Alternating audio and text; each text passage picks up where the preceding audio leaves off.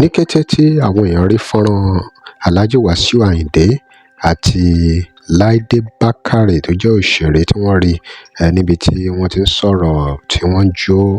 tí wọ́n kọ́ mọ̀lúbọ́ náà làwọn èèyàn ti bẹ̀rẹ̀ sí sọ oríṣiríṣi làwọn èèyàn ti ń sọ oríṣiríṣi assumptions oríṣiríṣi rumor àkódà gan àwọn èèyàn kan ti fẹ́ máa connect ẹ̀ mọ́ àwọn obìnrin tí Alhaji ti fẹ́ rí àti bẹ́ẹ̀ bẹ́ẹ̀ lọ táwọn kan sọ pé kí Laide Bakare kó má padà wá máa sọ pé wọ́n backstab òun àbí wọ́n disappoint òun àbí kìnnìkan ṣó túmọ̀ sí pé béèyàn méjì bá dúró ṣó túmọ̀ sí pé wọ́n fẹ́ra ni ètí celebrity méjì bá dúró tí wọ́n dúró papọ̀ tí wọ́n pàdé ní patí tí wọ́n sọ̀rọ̀ ṣó túmọ̀ sí pé wọ́n fẹ́ra ni ó jẹ́ ohun tí ó lágbára díẹ̀ tó jẹ́ pé ní kété táwọn èèyàn bá ti rí àwọn celebrity méjì kódà gan kó má jẹ́ celebrity gan ní kíákíá làwọn èèyàn ti máa sọ oríṣiríṣi ẹ̀yin èèyàn wa mo wá fẹ́ kẹ́ ẹ gbọ́ díẹ̀ lára nǹkan tí àwọn èèyàn sọ lórí ayélujára ní comment section torí oríṣiríṣi comment section náà ló ti laná lórí ọ̀rọ̀ yìí lórí ọ̀rọ̀ ọlọ́rọ̀ ọlọ́run kó ṣàánú yẹ́rì Owólabí Abraham ó ní na the man dey on his own jẹ́jẹ́ on his stage before dem go dey do attachment and small time dem go dey cry say he give dem belle he no collect am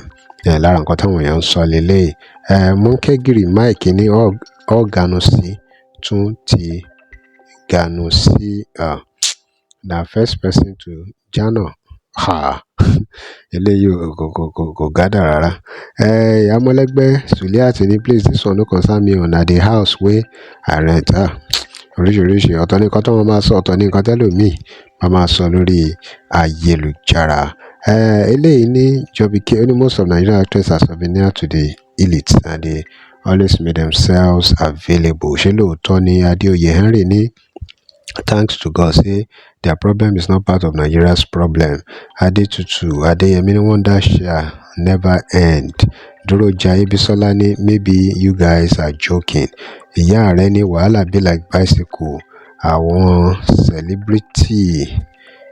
celebrity kìíní kan Alábísí làwà ní èsì gajù Kọ́láwọlé Àṣìṣe ní at least they have to survive they need celebrities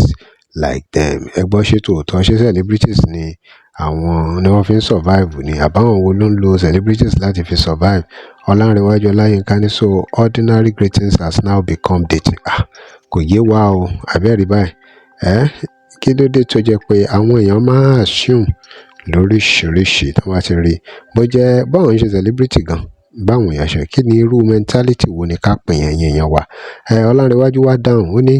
I wonder Nigerian with their mentality of thinking so because she talks with Wasiu now means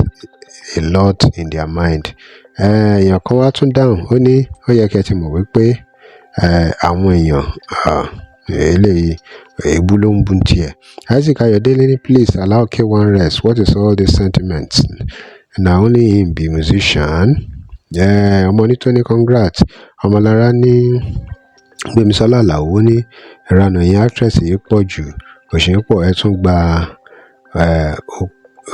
kinní kan ara yín lójútì rárá báwo ni wọ́n ṣe mọ̀ pé wọ́n gbà á abẹ́rẹ́ báyìí Arówóyè Àdàrámọ́lá ó ní beautiful K1 dance with her now in an event that means they are both dating can you imagine ṣé téèyàn méjì bá ti dance pọ̀ ó túmọ̀ sí pé wọ́n date ó ní have you people forgot that they are both colleagues and many of them like that are K1's daughter in the industry people like ladies speaking rights many of them like that as children nothing more okay pé bí ọmọ bí daughter náà jẹ́ sí anyway ìyẹn ò ṣe big deal Ọmọ́táyọ̀ ní K1 will use her eléyìí lágbára Lísàbí ó ní no comment Àlàó Túndé ní what's the name of the film title Dayo Matthew ní let them breathe is their life àbí o Bukola ní oríṣiríṣi Àjàgbé ní tí wọ́n bá ti wà ní patí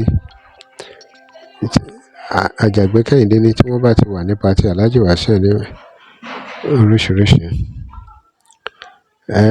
Olójú Edé ní kí ló ṣẹlẹ̀ ní oríṣiríṣi làwọn èèyàn wá ń sọ Owólabí làwà ó ní K1 and controversy kí ló dé náà WF Ayọ̀mídé ní àbí anything wey dem like make dem do Èèyàn kan ní ìranù àwọn òṣèrébìnrin ju ti òtẹ́ẹ̀lì lọ. Oríṣiríṣi ni àwọn èèyàn ń sọ ọ́ nígbà tí wọ́n rí fọ́nrán yìí. Do you think K1 is so low to give another woman belle even if you want to give woman belle? So na Laide Bakare go dey follow abi? If K1 wan marry woman, he go marry better woman, not àwọn actresses sọnù. Taiwo ní, but I learned Laide Bakare once had an affair with him which resulted into controversy over one of her child. Ṣé tòótọ́ ni? Ṣẹ́gun wọ́n ní Wàsíù. Oríṣiríṣi làwọn èèyàn túlẹ̀ o. Fọ́nrán yìí ó ti dá wàhálà lẹ́gàn. Ẹ̀yin èèyàn wa kí lè ròyìn lórí fọ́nrán tẹ́ ẹ rí yìí àti gbogbo kọ́mẹ̀ǹtì táwọn èèyàn fi lẹ̀ lọ́tùn lósì. Kí lè ròyìn? Ẹ dá sí ẹ drop comment and remember to like, share, follow us. Thanks for watching. Àlọ́ fún ìpolówó ọjà pé WhatsApp number page yìí.